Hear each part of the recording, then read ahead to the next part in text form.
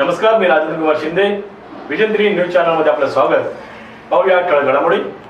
चिपळूणच्या व्यापाऱ्यांनी आत्महत्या करायला नको असतील तर सरकारने वेळीच पावले उचलली पाहिजेत, अन्यथा परिस्थिती बिकट होईल, अशी भीती माजी खासदार आणि भाजपा प्रदेश सचिव निलेश राणे यांनी पत्रकार परिषदेत व्यक्त केली. यावेळी नगराध्यक्षा सुरेखा खेराडे, नगरसेवक परिमल भोसले, नगरसेवक विजय चितळे आदी उपस्थित होते. यावेळी आपण कुणावरही टीका करायला आलो नसल्याचे राणे यांनी म्हटले. चिपळूणमध्ये आज अजून एक फेरी झाली, पण गुरुवारी पूर आला. शुक्रवारपासून मी चिपळूण शहर बघतोय.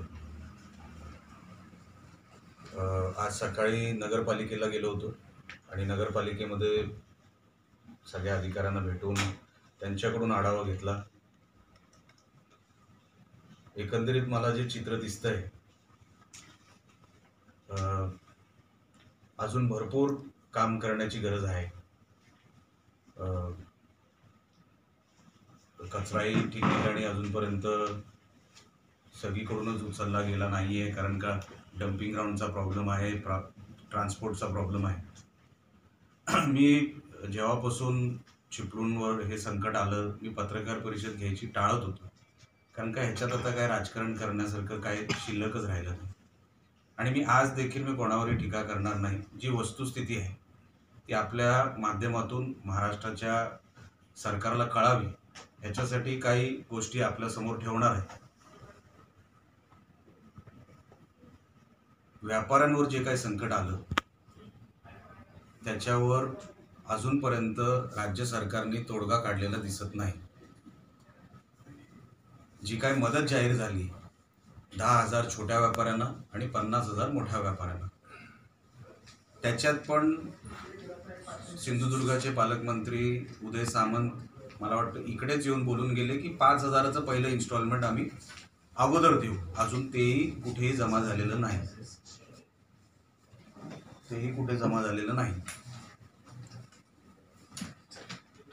50,000 मोठ्या व्यापाऱ्यांसाठी जी काही मदत जाहीर झाली ती एकदम हलकी आहे. त्याच्यातून कोण सेटल होईल, त्याच्यातून कोणाची भरपाई निघेल असं होणारच नाही आहे. म्हणजे ही जाणीवपूर्वक मस्करी केल्यासारखी आहे सरकारने व्यापाऱ्यांची. मी काही व्यापाऱ्यांना आजही भेटलो, त्यांच्या तर आता राज्य सरकारकडे काय अपेक्षाच राहिलेलं नाही. तो विषय आता सध्या बाजूला ठेवू, कारण का मी बोललो मी आज कोणावर टीका करायला बसलेलो नाही, तो माझा उद्देश नाही. पण ह्यांना मदत येणार कुठून? जे 11,000 करोडचं जे पॅकेज जाहीर झालंय ते कधी येणार खाली? अजूनपर्यंत वैशिष्ट्यपूर्ण अनुदानाचे फक्त 2 करोड रुपये नगरपालिकेला जमा झालेत. ते रुटीनचे आहेत, वेगळे काय त्याच्यामध्ये जमा झालेलं नाही. त्याचं नोटिफिकेशन तुम्हाला मी पाहिजे तर कधी दाखवतो. आता त्या अनुदानाचे पैसे जर तुम्ही 2 कोटी आम्ही दिले असं सांगताय तर ते खोटं आहे.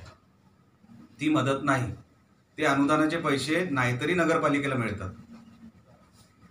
मग तुम्ही नवीन पैसा काय दिला चिपळूणसाठी?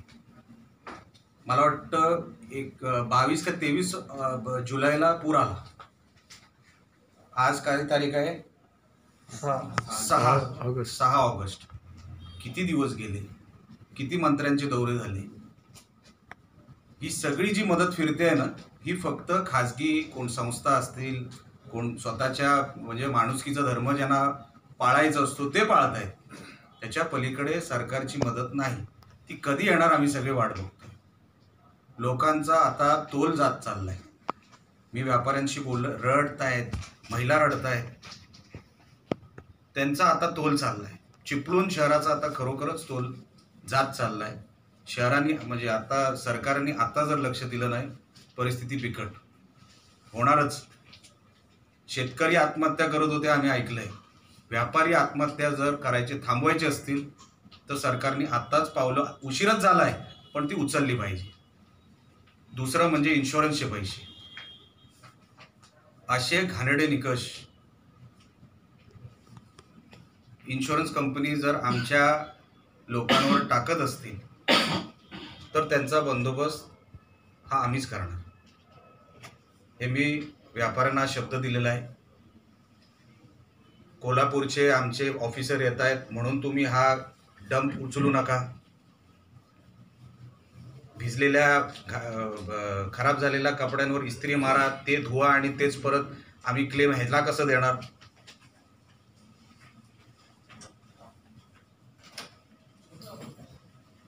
असे कितीतरी निकष आहेत जे विचार करण्याच्या पलीकडे आहेत की खासदार, आमदार, पालकमंत्री ह्या सगळ्या इन्शुरन्स कंपनीच्या लोकांना एका रूममध्ये घालून धुतला पाहिजे. अहो कसले निकष लावताय तुम्ही, कोणावर निकष लावताय? सरसकट सरळ हाताने मदत केली पाहिजे. आणि म्हणून इन्शुरन्स कंपनीने मी आपल्या माध्यमातून सांगतो, ही सगळी नाटकं बंद करावी, नाहीतर मग संघर्ष आमच्याबरोबर होईल. आणि मग जर संघर्ष झाला तर आम्ही किती टोकापर्यंत जातो हे काय मला वेगळं सांगायची काय गरज नाही. तिसरा विषय जे आम्ही केंद्र सरकारकडे आता मागणी करणार आहोत तो आपल्यासमोर मांडतो.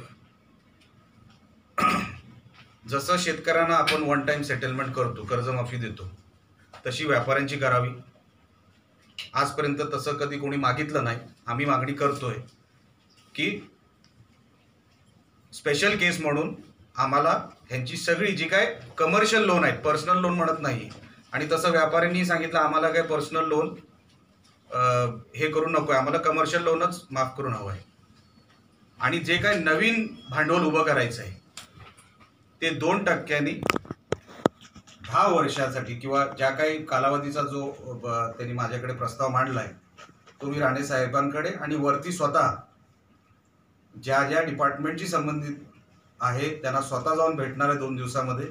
आणि हे पैसे मंजूर करून ज्या गोष्टी आता ह्या करण्यात गरजेचं आहे, इन्शुरन्स कंपनीसाठी पण मी त्यांना बोललो आहे, संबंधित खात्याकडे जाऊन मला असं वाटतं काही व्यापाऱ्यांनी आमचे मंत्री भागवत कराड साहेब यांच्याकडे बरोबर ना प्रस्ताव दिलाही आहे सेटलमेंटचा, तर त्यांच्याकडेही जाऊन वाढीव जे काय पैसे जे कुठे येताना दिसत नाही, चिपळूण शहराला ज्या 11,000 कोटीमध्ये जे काय पॅकेज जाहीर झालं, जर तुम्ही हिशोब लावला, कारण का महाराष्ट्रभर दुसऱ्या ठिकाणी दरड कोसळले आहेत, कोल्हापूरला झाले, धामीला झाले, चिपळूणच्या वाटेला 1000 कोटी जेमतेम येतील असं मला वाटतंय. हा माझा अंदाज आहे, हा चुकीचा पण असू शकतो, पण जे काय मला चित्र दिसतंय, आणि जर फक्त 1000च कोटी आले चिपळूणच्या वाटेला तर कलेक्टर पासून ते तहसीलदारापर्यंत आम्ही एकालाही खुर्चीवर बसू देणार नाही.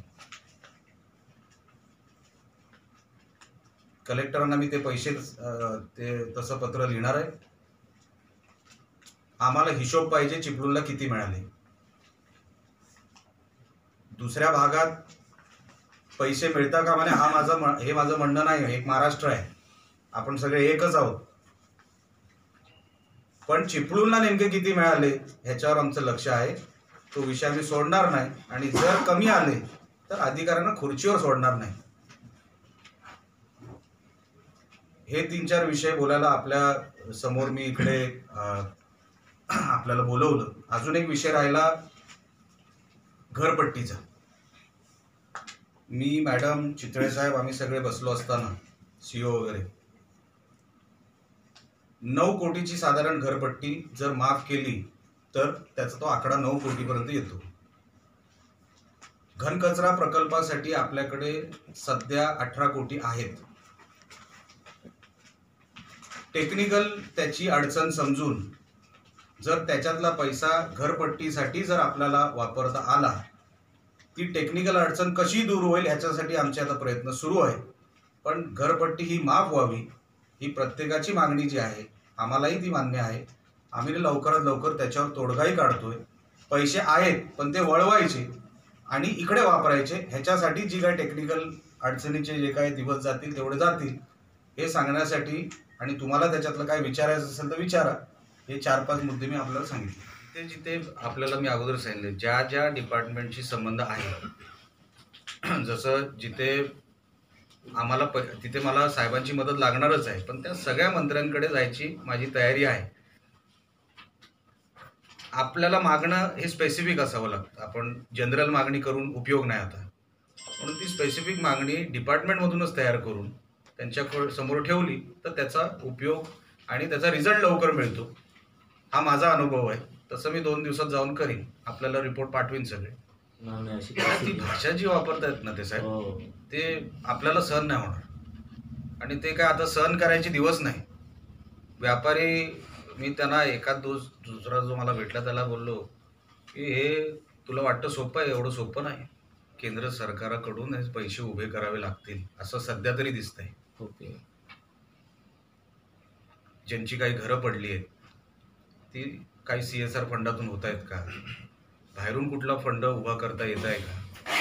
हे सगळे आता कावे आणि गनिमी कावे वापरायला लागणार. त्याच्या पलीकडे हे माझं म्हणणं नाही, व्यापाऱ्यांचंच म्हणणं आहे. माझ्याकडे लेखी आहे जे त्यांनी PM साहेबांनाही लिहिलेलं आहे की आमच्याकडून आता म्हणजे आमची आता राज्य सरकारकडे अपेक्षाच आता राहिलेली नाही. म्हणून आपल्याला हा फंड उभा करावा लागेल. म्हणून मी सांगितलं जिथे दिला हे कसं करावं लागेल, म्हणजे कॅपिटल उभा करावं लागेल. कॅपिटल म्हणजे कसं, कुठे घरपट्टी माफ कर, ते पैसे व्यवसायाला लाव, इन्शुरन्स कंपन्याला सांग सरसकट माफी कर. हे सगळे पैसे आपल्याला तसे उभे करावे लागतील. हे सहज असे सरकार देईल आणि आपण वाट बघू. अहो यांचे 5,000 आले नाही, 25-25, 50-50 लाखाचं नुकसान झालेलं आहे आणि हे 50,000 मोठ्या व्यापाऱ्यांना देत आहेत. ते घेणार सुद्धा नाहीत, अशी परिस्थिती आहे. अहो डिप्रेशनमध्ये येऊन व्यापाऱ्यांनी जर आत्महत्या केली तर जबाबदार कोण? आज दिवस झाले किती? मंत्री येऊन, आमदार खासदार येऊन उपयोग काय? येऊच नका ना. चला आम्ही पण येत नाही, पण काय करताय ते तर सांगा. 1 रुपया जमिनीवर उतरू द्या.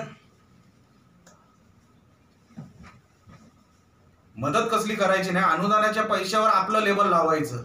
हे काय, ही माणुसकी झाली?